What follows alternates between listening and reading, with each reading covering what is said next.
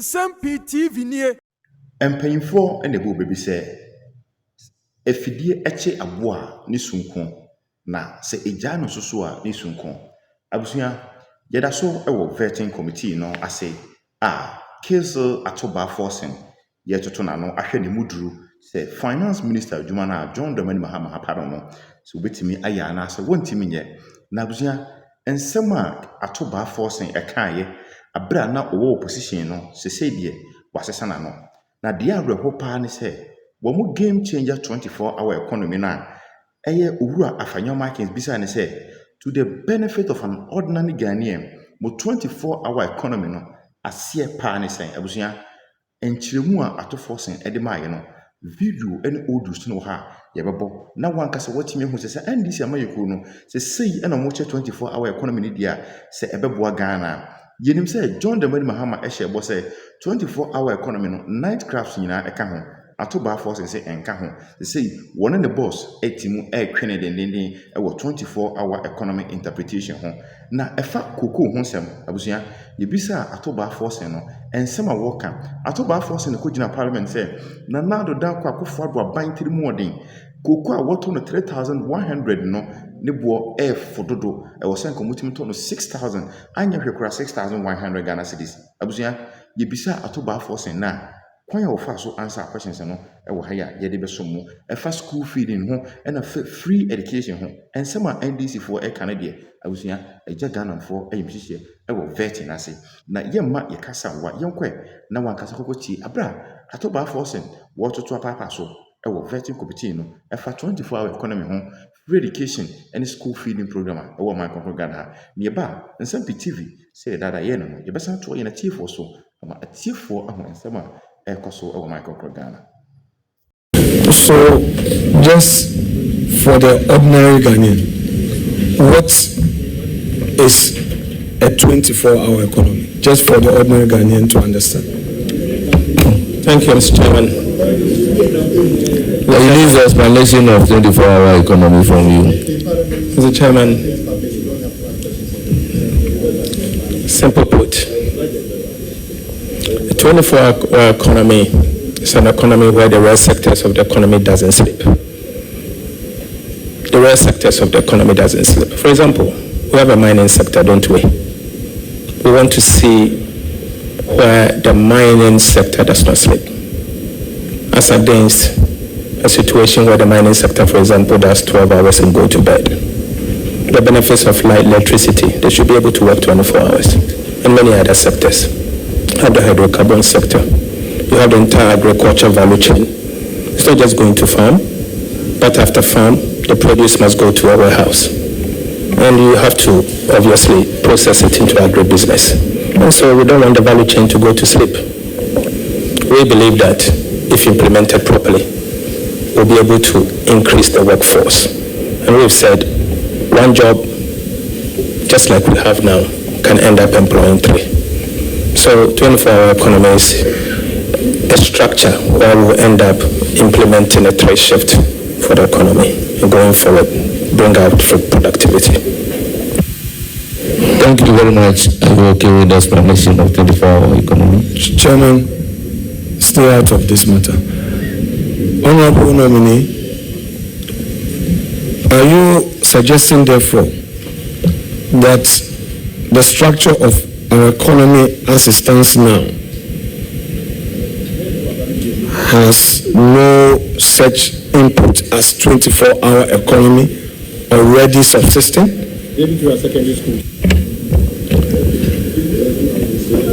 There's some semblance of 24. Please, go ahead with the answer. Mr. Chairman, I think if you talk about the rest sector, no.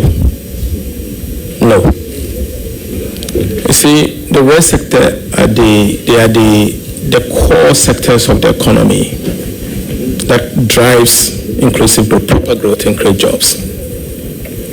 You have health, where hospitals operate 24 hours. You have the police, some police stations, work 24 hours and all, some restaurants and all. But that's not what we're talking about. That's not what we're talking about. We're talking about the real sector, where jobs are created. For example, we have Takrady Port, my birthplace, where I grew up, secondly Takrady Port. And you have mines, where you used to work, the Awaso area. I mean, going all the way to Yinayini. With a proper railway line, you can get the Yinayini mines to produce bauxite. Within the same 24 hours, as what has been produced, you can haul it to Takrady Port and ship them or process it. The whole process is what we are talking about, 24-hour economy. So it's the rail sector that we are talking about. Investment in the rail sector. Deliberate government policy targeting the rail sector, where you can use the 24-hour economic policy to drive growth. That's what we're talking about, not chop bars. We're not talking of chop bars, we're not talking of pharmacy shop. That's not what we're talking about, rail sector growth. So are you therefore saying that you've done some costing, and having done some costing, you have an approach in terms of this model? Because from your answer, you are suggesting that you are going to target certain sectors. And if you are targeting these sectors and you really want to fuel economic growth, it means that you need to inject some funding. So let us know what funding arrangement you have in place to back this policy. Mr. Chairman, I don't want to jump the gun. I said earlier that the Capable of answering the question. I said earlier that the Office of the Special Advisor to the President, responsible for 24-hour economy, is doing some work. I know they're almost done, and because the work started 2 years ago when we also were in opposition. Today he's in office. He will need to tweak it and present same to Parliament. Obviously, what will be presented to Parliament will come from either the Ministry of Finance together with the Ministry of Trade. So let's wait for that. The President has appointed someone responsible for 24-hour economy. Let's wait for the person to provide us a proper blueprint and we'll talk about it. On any matter. It's just a comment, not for you, but for the many young politicians who have just arrived. On the day of the inauguration, seated by you, you made a bench, and today it's your turn to serve your country. You urged upon me that we should do all we can to make Ghana proud. I want those who have just joined public service in the political class to take inspiration from this. Patience and industry is a rule which above your weight, else you get crushed. Having said this, I shall proceed with some few earlier submission. Therefore, I will champion. We have some free SHS. Feeding free. Would you sustain the free SHS program in its current form and shape, and even improve upon the quality? Thank you. Thank you very much, nominee. Mr. Chairman, thank you. Mr. Chairman, entered this chamber together. Unfortunately, in his first attempt, he couldn't make it, and I made it. Than him. Mr. Chairman, I'm his senior. Private sector business, even before we all entered here, and we've known ourselves growing up. Everyone knows the relationship between us. But working with him didn't stop me from doing my work, and it didn't stop him from also doing his within country.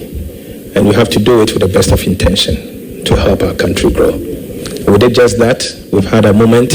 We fought. We united ourselves. Today, let me and be good. Be good. That's a good one. Be good. Yes. We do not intend to cancel the free SHS. In fact, President Mahama has said that the free SHS has come to stay.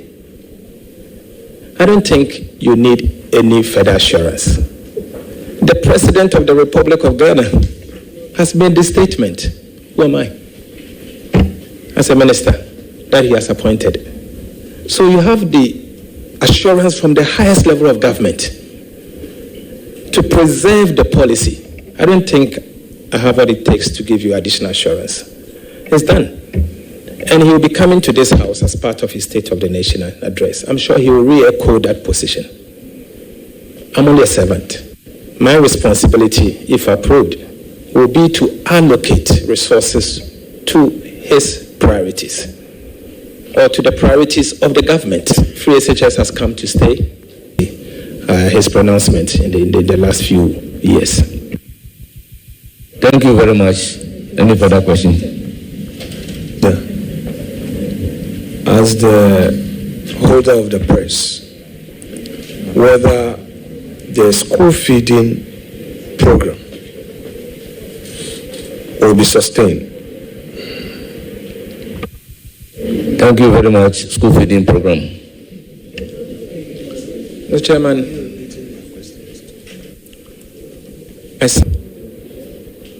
my concern is that the amount you give today, patch well. In fact, that's what it is. But we'll make it better. Be designed in such a way that, remember, the school feeding is not in Achimota. It's not in Achimota school. It's somewhere in the village. And for them, this, for clarity and for the records, the caterers out there listening to you should take it that the current amount being paid to them is going to increase once you take over. With that assurance, what percentage should they expect? 20%, 30%, 40%, 50%? Because you say that the amount being paid is woefully inadequate. You didn't just say inadequate, you say woefully. The percentage you are going to increase their costs. Mr. Chairman, Thank you very much. But before you provide your answer, the minority leader is putting words in my mouth. yes, but before you provide your answer, can you state how much is it now? We are going to increase. I never done it, and made reference to the amount we pay, and said it's not enough because I've heard the caterers complain. So, Chairman, this is a house of records. Whatever we say here goes into the Hansard. I never said that. And Mr. Chairman, Thank you very much. you don't just increase. You need to engage the sector. And so it will be difficult for me to sit here and just announce. I don't work like that, arbitrary. What is the basis of just announcing 20%? I don't work like that. I'm a careful person. So I cannot announce things that I don't know. That the caterers have been complaining. That is a fact that is coming from him. 2, he says that they are not being paid enough, considering even the cost of an egg. He referred to that. And he is going to improve upon it. It is not enough. Even the cost of an egg and looking at how much they are being paid.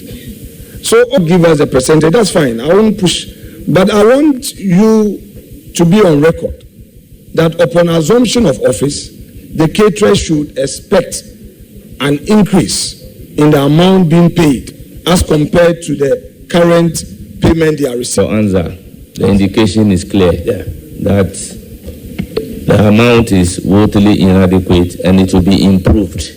The answer is already by the record. Mr. Chairman, just to also add that we have to first pay the caterers, because I know not long ago, last week, they were picketing and demanding their payment. And so the first attention is to make sure you pay them, the caterers, because some of them had to borrow before they engage in such a business. So let's pay them first and settle with them.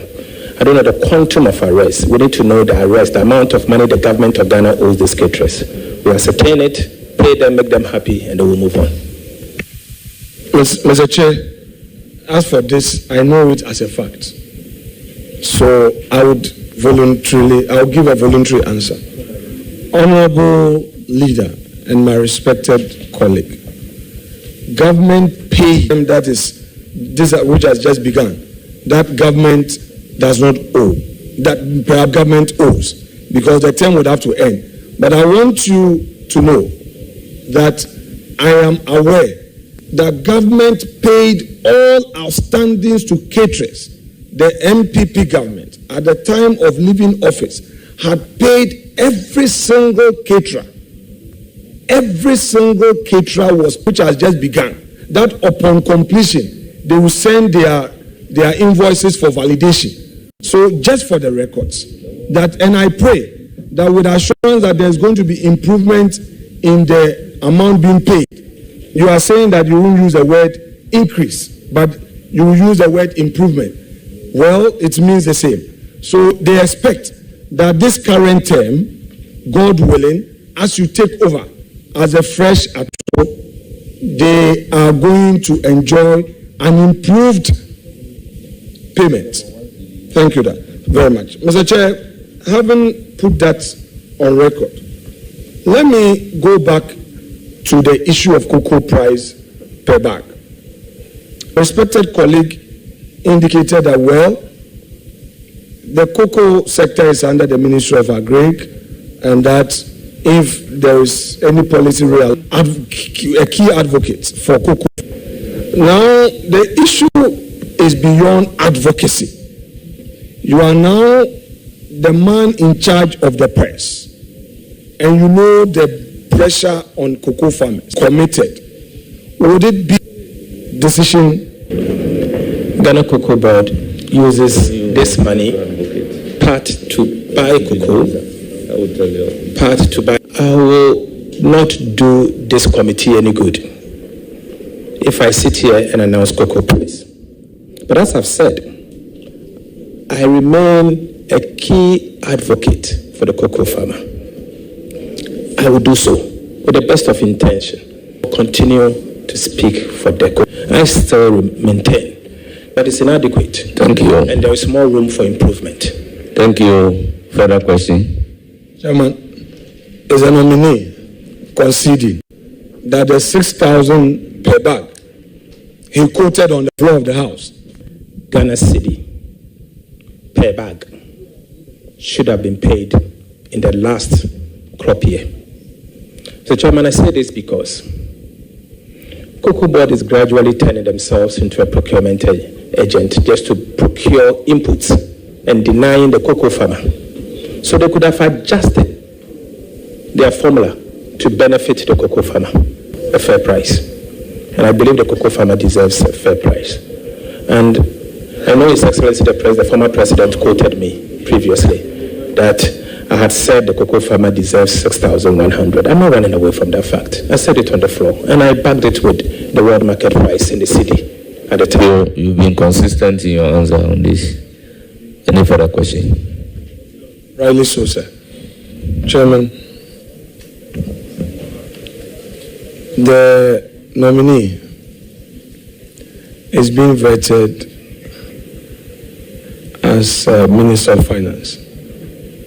I want to ask I want to ask him whether economic planning will be part of his responsibilities.